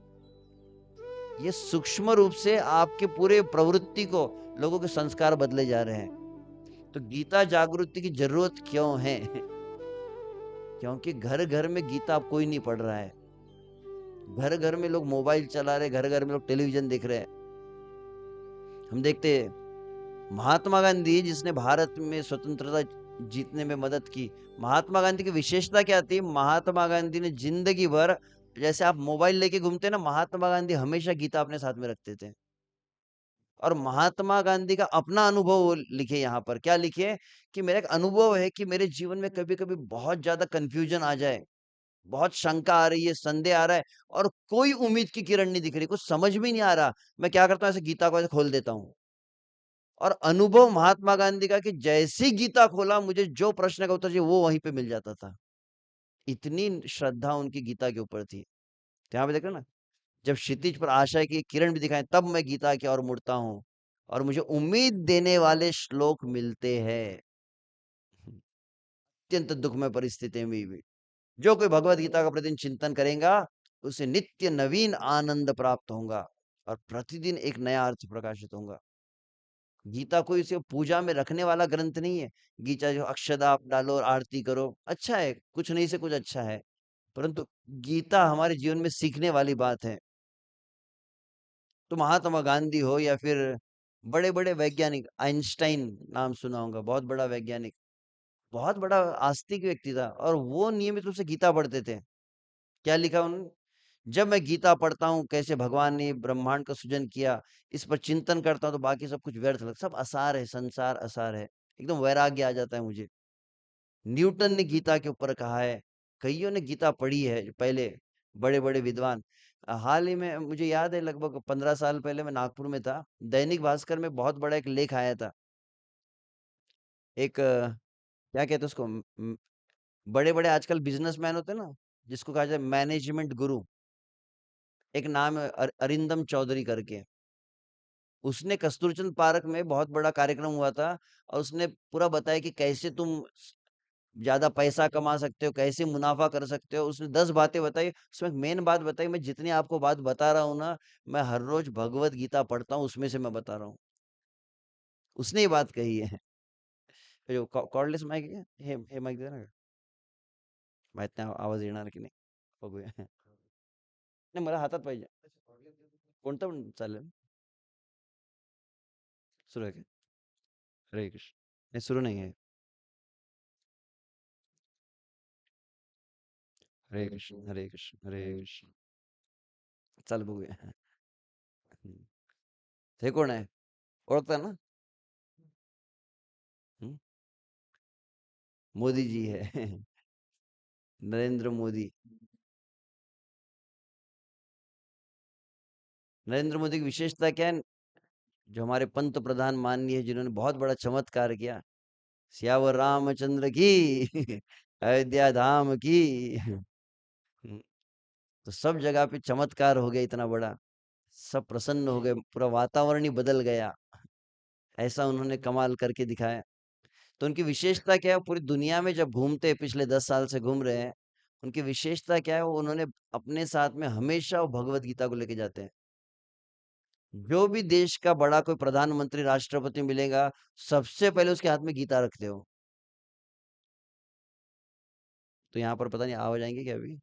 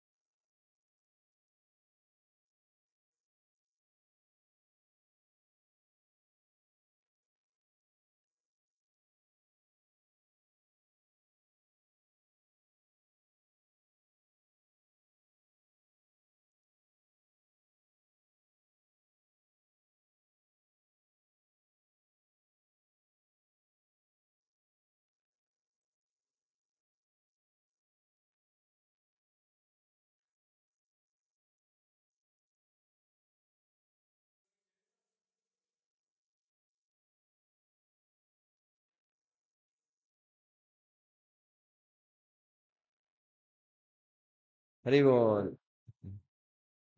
ये बात कही नरेंद्र मोदी ने। नरेंद्र मोदी का वचन क्या था? इससे बढ़कर दुनिया के पास कुछ लेने के लिए ना मुझसे मेरे पास है नहीं इससे कीमती कोई चीज। तो यहाँ आप देख रहे हैं, लगभग चाहे मोदी हो, चाहे हेमा मालिनी हो, जो नियमित रूप से गीता को पढ़ते हैं। किसको लगता है कि ये महाराज लोग, मतलब ये पंडित जी लोगों के लिए गीता है? परंतु देख रहे हैं संसार में हर कोई अब गीता पढ़ रहा है। यह फोर्ड कार, आपने सुनी? फोर्ड एक कार आती है, अमेरिका की कार है, और उसका जो मालिक है, ये आपकी जानकारी के लिए, भारत में एक मंदिर बनाने के लिए इस व्यक्ति ने 200 करोड़ दिया। कितना? 200 करोड़ अकेले एक व्यक्ति ने दिया है, एक मंदिर बनाने के लिए। आप कलकत्ता जाएंगे, कलकत्ता के पास एक स्थान है मायापुर, वहां पर। और इनकी विशेषता ये बता रहे हैं कि गीता ने वास्तविक मेरे जीवन को पूरी तरह से बदल दिया है। जिनका आप पहले चित्र देखे थे ना, प्रभुपाद जी, उनके शिष्य ही है। लगभग 50 साल पहले उनसे दीक्षा ली, और उनको कहा था कि आप भारत में एक मंदिर के लिए मदद कीजिए। तो उन्होंने संकल्प लिया था, और इतना 50 साल में कमाए और पूरा का पूरा अपना दे दिया। एक भी भारत का ऐसा कोई व्यक्ति के 200 करोड़ अपना सब दे दे, इतना लुटा देगा। और अब हम देख रहे हैं कि धीरे धीरे तो ऐसे कई बातें हैं यहाँ पर। ये भी एक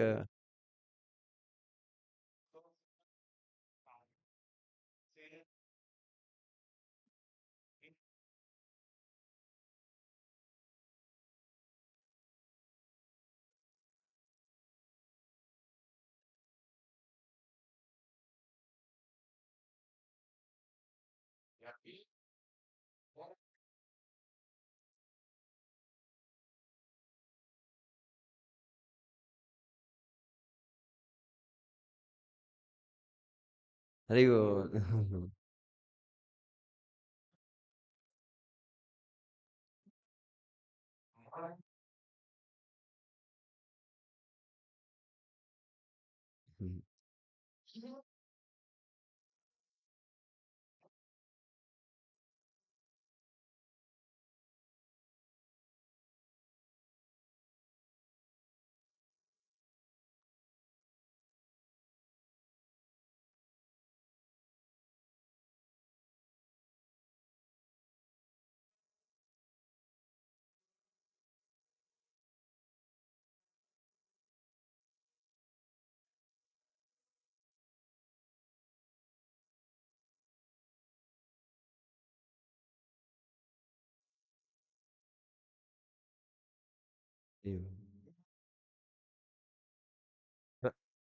बहुत सुंदर यहाँ बताया है।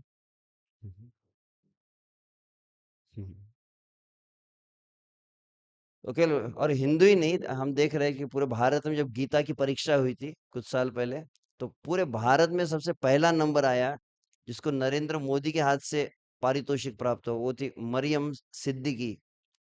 एक मुस्लिम विद्यार्थिनी थी, स्टूडेंट थी, और उसने प्रथम क्रमांक कमाया था इसमें। तो आप देख रहे हैं, चाहे मोदी हो, चाहे फिर अब्दुल कलाम, चाहे अमिताभ बच्चन हो, धर्मेंद्र हो, लता मंगेशकर हो, या सचिन तेंदुलकर हो, कोई भी हो, हर कोई लगभग इस गीता को देख रहा है, चाहे देश हो चाहे विदेश हो। सभी जगह पे आज देखते भगवत गीता ने बहुत बड़ी क्रांति लेकर आए हैं। रशिया में, अमेरिका में कई विश्वविद्यालय पाठ्यक्रम में, कोर्स में सिलेबस बुक आ गई है भगवत गीता। भगवत गीता का अभ्यास अनिवार्य हो गया। हाल ही मैंने सुना कहाँ पे, अ, किसी अभी राम मंदिर जब बना तो मैंने सुना किसी मदरसा में भी हुआ ना, कि अब रामायण पढ़ाया जाएगा, ऐसा कुछ नया हुआ है। तो विचित्र बात क्या है, क्यों गीता जागृति की आवश्यकता है? क्योंकि जो कहूंगा सच कहूंगा, गीता पर हाथ रख के लोग कसम तो खाते हैं सच बोलने की, परंतु विचित्र बात है कि गीता को पढ़ता कोई नहीं है। घर में कोई गीता पढ़ा ही नहीं रहा है। अब माता पिता को पता नहीं है तो बच्चों क्या पढ़ाएंगे? कहीं पर हमने कहा कि बच्चों को संस्कार देने चाहिए, तो एक माँ ने हाथ ऊपर किया, बोले प्रभु जी संस्कार मतलब क्या होता है? अब माँ को ही पता नहीं कि संस्कार मतलब क्या है, तो बताएंगे क्या वो? तो वर्तमान में दशा ऐसी धीरे धीरे होती जा रही है कि लोगों को पता नहीं है। और क्यों ऐसा हुआ, तो उसका मूल कारण आप देखते हैं, तो कुछ लोगों ने बहुत विशेष प्रयास किया था। ये जो देखा जा रहा है, कौन थे? बोले अंग्रेज। एक विशेष व्यक्ति था जिसका नाम था मैक्स मूलर। आप एक शब्द केवल, अगर कोई अगर मोबाइल प्रयोग करता है ना, एक शब्द डाल के देख लीजिए, मैक्स मूलर। अंग्रेजों ने एक विशेष व्यक्ति को नियुक्त किया था, उसको हजारों लाखों रुपए दिए कि किस लिए? उसने अपनी पत्नी को एक पत्र लिखा है। आप मैक्स मुलर का लेटर देख सकते हैं आज भी। अपने एक मित्र को पत्र लिखा है, और उस मित्र को जो पत्र लिखा है उसमें लिखता है वो, कि मैं दुनिया भर में अलग अलग देश में घुमा हूं, परंतु भारत में जितना मार्केट है ना धर्म का, उतना कहीं नहीं है। भारत के लोग बहुत ज्यादा धार्मिक है, बहुत भावुक रहते हैं। तो मैं क्या करूंगा? बोले पूरे भारत में घूमूंगा। मैक्स मुलर ने संस्कृत भाषा को सीखा था भारत में रह के, किस लिए? तो उसने कहा कि मैं उनकी भाषा सीखूंगा, और भाषा सीख कर क्या करूंगा? उनके ही ग्रंथ का मैं अर्थ बनाऊंगा। कैसा अर्थ बनाऊंगा? बोले अर्थ का अनर्थ कर दूंगा मैं, उसका अर्थ ही पलटा दूंगा मैं। कोई राम कोई हुआ नहीं, कृष्ण कोई हुआ नहीं, रामायण एक काल्पनिक कहानी है, और ये कोई महाभारत को पढ़ने की जरूरत नहीं है। ये क्या है? ये सब मिथ्या बातें हैं। तो मैं ऐसा उसको प्रस्तुत करूंगा कि लोगों का विश्वास ही उठ जाएगा। तो इस तरह से देखा जाता है।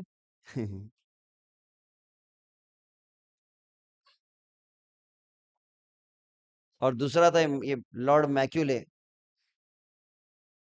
माइक सुन रहे, कॉर्डलेस।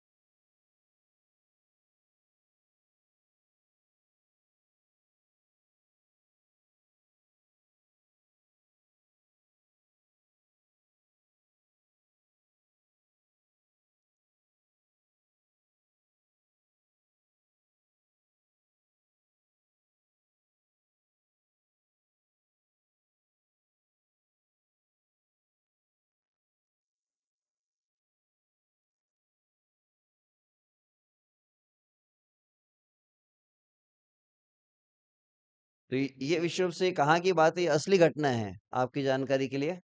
न्यूज़पेपर में कटिंग आई थी, आप देख सकते हैं। ये तारीख क्या लिखे? 2 फरवरी 1835। 2 फरवरी 1835 को ये, और एक वहां का महाशय थे जिनका नाम है लॉर्ड मैक्यूले। इसने वहां के ब्रिटिश जो पार्लियामेंट सांसद होता है ना, वहां पर ये घोषणा की थी। ये जो लिखा है ना, ये जो आप अंग्रेजी में देख रहे हैं, इसका अर्थ क्या है? Newspaper cutting. उसने ये बात कही, जो अभी हमने वीडियो में देखा ना, किसी मूवी का कटिंग था, किसी ने मुझे शेयर किया, तो एग्जैक्ट जो मैं बात पढ़ रहा था वो वहां पे दी है। उसने, लॉर्ड मैक्यूले ने ये क्लियर बोला कि मैं पूरे भारत में घुमा हूं, ये फरवरी 1835 की बात है, और पूरे भारत में एक व्यक्ति भी भिखारी नहीं है। आपने सुना ना कि जहां डाल डाल पर सोने की चिड़िया करती थी बसेरा, वो भारत देश था मेरा। पहले सही में लोग बहुत समृद्ध थे, किसी के घर में अभाव नहीं था, लोगों में प्रेम थी, एकता थी, शांति थी। तो ये क्लियरली ये पहले था ऐसा। भारत के पास क्या था, बोले भारत वालों की फाउंडेशन बहुत मजबूत थी, भारतीय लोगों की नींव मजबूत थी, इसलिए उनको हिला ही नहीं सकते। कौन सी नींव है, तो बोले इनके ऊंचे नैतिक मूल्य है, संस्कार है, इनका मनोबल है। और आगे उसने क्या कहा, मुझे नहीं लगता कि हम कभी भी इस देश पर शासन कर सकते हैं। लगता ही नहीं, बोले इनको गुलाम बना ही नहीं सकते। क्यों?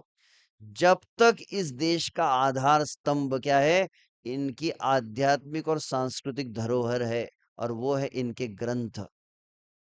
सबसे पहले इनके ग्रंथ को खत्म कर डालो। ये बहुत बड़ा इन्होंने योजना बनाई थी, आज तक वो जीत गए। अभी भी हम क्या पढ़ रहे हैं, उनका दिया वो इंग्लिश में, physics, chemistry, biology, mathematics. Gita, Gita थोड़ी पढ़ते प्रभु जी हम। पहले हर पाठशाला में गीता, रामायण, महाभारत ये रहता था। चरित्र कैसा हो तो बोले पहले रामायण पढ़ा जाए, नीति कैसी हो तो बोले महाभारत पढ़ाया जाए। शिक्षा है सब इससे। यहाँ तक कि जो आप गणित पढ़ते हैं ना, क्या कहते हैं उसको, गणित में एक होता है, क्या कहते हैं उसको, पाइथागोरस थ्योरम, मतलब कुछ वैल्यू ऑफ पाई, आपकी जानकारी के लिए महाभारत में उसका वर्णन किया गया है। यह है सभी। वो रणनीति जब भीष्म पितामह बताते थे कैसे, कितना डायमीटर होना चाहिए, ये सब बातें शिक्षाएं दी उन्होंने। तो हमारा वेद, हमारे ग्रंथ में ये सब बातें बताई गई है। तो यहाँ पर वो कह रहे हैं कि जब तक इनके ग्रंथ नहीं छूटेंगे ना, तब तक ये कमजोर नहीं होंगे। तो इसलिए आखिर में क्या कहा, अतएव मैं प्रस्ताव दे रहा हूँ, सबसे पहले क्या करो, बोले इनकी स्कूल की किताबें बंद करो, हम अपनी किताब पढ़ाएंगे, इंग्लिश, इंग्लिश में किताब पढ़ाएंगे। और फिर जब ये अंग्रेजी सीख जाएंगे और गीता भागवत पढ़ना छोड़ देंगे, तो बोले कमजोर हो जाएंगे, और तब हम इनको गुलाम बनाएंगे। तो अंग्रेजों ने वो किया, और अंग्रेजों के पहले कौन थे, ये कौन है, बख्तियार खिलजी। इसने सबसे पहला काम किया गया, दो ही काम करे उन्होंने, ये जो भी हम देश पर जीतने आए, उन्होंने क्या, पहली चीज है मंदिर सब तोड़ डालो, और दूसरी चीज, नालंदा विश्वविद्यालय ऐसा था जहां पे पूरे दुनिया से लगभग 20,000 विद्यार्थी एक साथ पढ़ते थे। सबसे पहला इसने क्या किया, खिलजी ने, वहां पर जाकर उसने जितना वहां का लाइब्रेरी थी ना, जहां पे पूरे संस्कृत ग्रंथ थे, सबको जला दिया।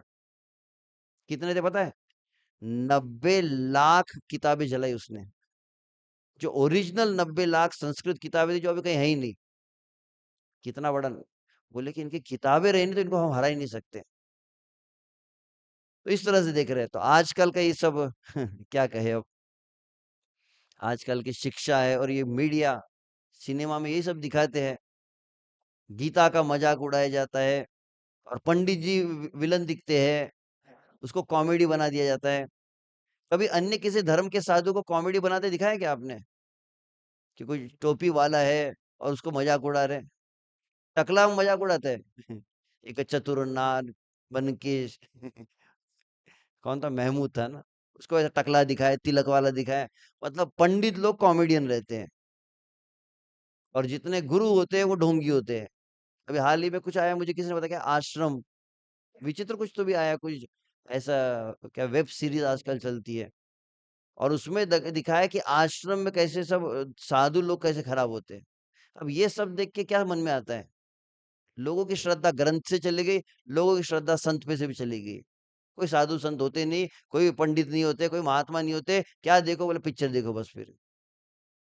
तो धीरे धीरे यह जो समाज में हो रहा है, तो इसलिए आवश्यक है भगवत गीता। तो आज केवल यह बात हमने बताई, जो दुर्योधन धृतराष्ट्र का ये उदाहरण देकर, कि संसार में कलह हो रही है, दुर्योधन के जैसे संसार में अशांति हो रही है, और धीरे धीरे बढ़ रहा है। एक नॉर्मल बीमारी हो गई, कौन सी बीमारी है, बोले हाल ही में आपकी जानकारी के लिए, मैं उस दिन भी कहा, अभी पिछले 6 महीने का नया भारत का एक मुझे किसी ने स्टैटिस्टिक, तो 6 महीने में आपकी जानकारी के लिए लगभग 5,000 लोगों को हार्ट अटैक आया है। 5,000 लोग हार्ट अटैक आके मर गए। और 5,000 लोगों में से 80% लोग जो है 20 से 40 की उम्र के थे। और किसी की बात क्या कह रहे, 2 महीने पहले हमने देखा 21 साल का लड़का सोलापुर में, हमारे एक विद्यार्थी, वो ब्रह्मचारी बनने के लिए आया था।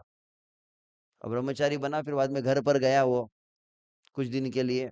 घर पे गया तो माता पिता गए कहीं और, लड़का अकेला, 21 साल का लड़का अकेला घर पे था।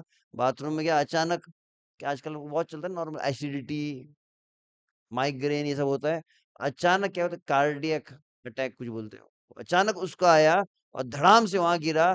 3 दिन तक बॉडी बाथरूम में पड़ी रही। फिर बदबू चारों तरफ फैल गई। फिर इस्कॉन के भक्तों को पता चला, गए वहां पे। जो भी हो, धीरे धीरे जीवन में बहुत। तो मैंने पूछा डॉक्टर से, बोले आजकल के लोग बच्चे खाते हैं कुछ विचित्र है क्या, पिज्जा पिज्जा पास्ता नरक का रास्ता। और मतलब फास्ट फूड खाते हैं और दिन रात एक चीज देखते रहते हैं और बहुत विचित्र कार्य करते हैं। अभी अभी मैंने, आपने देखा ना अक्षय कुमार का कुछ नया आया, मुझे इतना शौक लगा। मुझे किसी माँ ने बताया, उसमें कुछ बताया गया है ऐसा विचित्र बात, जो अनैतिक कार्य कुछ होते हैं वो सही है, आजकल के बच्चों ने करना चाहिए, ऐसा शिव जी प्रकट होके बता रहे हैं। अब सर पे हाथ रखो, महादेव जी ये बोलेंगे सबसे बड़ा पाप कृत्य है, वो पाप कृत्य को लीगलाइज कर दिया पिक्चर में दिखा के। और मुझे एक माँ ने पता चला कि वो बोल रहे कि उसका जो बेटा है स्कूल में 8वीं 9वीं का विद्यार्थी है, उन्होंने जाके पिक्चर देख लिया। और वो फिर दोस्त आपस में व्हाट्सएप पे मैसेज बोल रहे हैं, तुझे करना आता है क्या? बोला क्या वो कितना भयानक वातावरण हो चुका है। तो कहते अभी नहीं तो कभी नहीं। अब अगर घर घर में गीता नहीं पहुंची और घर घर में गीता नहीं सिखाई गई, तो बोले कि आप बचा नहीं पाओगे समाज को। बोले घर घर में अभी, बोले कि अभी सिर्फ अयोध्या में राम मंदिर बना है और घर में राम नहीं आए अभी। तो घर घर में गीता पहुंची नहीं, रामायण नहीं पहुंची है। तो अभी बहुत गंभीर है विषय की। तो इसलिए सबसे पहला आवश्यक है, माता पिता को गीता सीखनी पड़ेगी। तो इसीलिए यहाँ पर हम ये अंतर्राष्ट्रीय कृष्ण संघ के द्वारा ये, ओ मैं देखा नहीं टाइम, काफी हो गया है, मुझे थोड़ा 8:30 कहा था। तो ये पहला भाग आज केवल गीता का महत्व। गीता एक तरह से अब कहते हैं कि इज लाइफ लाइन, जैसे ऑक्सीजन चाहिए ना सांस लेने के लिए। अभी अगर दुनिया को बचाना है ना, तो तुरंत गीता शुरू करना पड़ेगा। और नहीं शुरू किया ना, फिर बोलना मत कि अब तो देर हो गई, अब पछताए होत क्या जब चिड़िया चुग गई खेत। तो is a top most urgency. तो ये महत्व केवल इसका जो अनिवार्यता है, ये हम थोड़ी सुने। फिर बोलेंगे प्रभु जी ठीक है, पढ़ेंगे कैसे गीता को? तो उसके लिए कल आना पड़ेगा आपको। हरे कृष्णा कृष्णा कृष्णा हरे हरे, हरे राम राम राम हरे हरे। श्रीमद् भगवद गीता की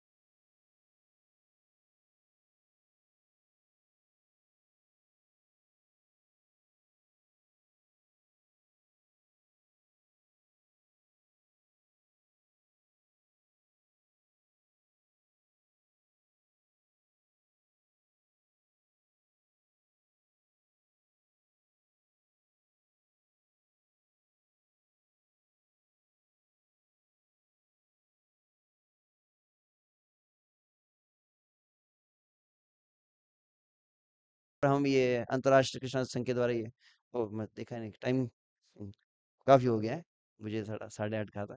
तो ये पहला भाग आज केवल गीता का महत्व। गीता एक तरह से अब कहते हैं कि इज लाइफ लाइन, जैसे ऑक्सीजन चाहिए ना सांस लेने के लिए। अभी अगर दुनिया को बचाना है ना, तो तुरंत गीता शुरू करना पड़ेगा। और नहीं शुरू किया ना, फिर बोलना मत कि अब तो देर हो गई, अब पछताए हो क्या जब चिड़िया चुग गई खेत। तो is a top most urgency. तो ये महत्व केवल इसका जो अनिवार्यता है, ये हम थोड़ी सुने, फिर बोलेंगे प्रभु जी ठीक है, पढ़ेंगे कैसे गीता को? तो उसके लिए कल आना पड़ेगा आपको। हरे कृष्णा कृष्णा कृष्णा हरे हरे, हरे राम राम राम हरे हरे। श्रीमद् भगवद गीता की